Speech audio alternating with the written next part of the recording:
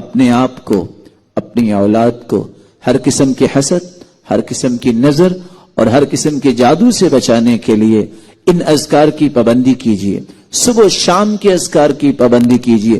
رسول اللہ صلی اللہ علیہ وسلم کے پاس جبریل امین کی آمد ہوئی، دیکھا تو رسول اللہ صلی اللہ علیہ وسلم کچھ پریشان ہے، تو جبریل امین کہنے لگے ارا فی وجہک الغم، میں دیکھ رہا ہوں کہ آپ کچھ پریشان ہیں۔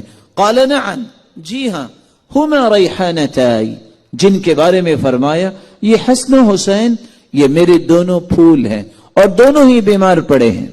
تو رسول اللہ صلی اللہ علیہ وسلم کو جبریل امین نے فرمایا آپ ان کو ان کلمات کے ساتھ دم کیجئے، اعیذکما بکلمات اللہ التام من کل شیطان وہام من کل عین لام۔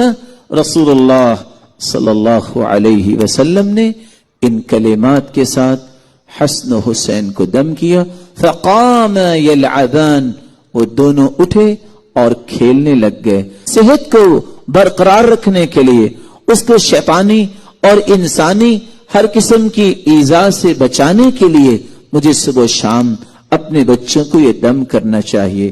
اللہ رب العزت ہم سب کو توفیق سے نوازے۔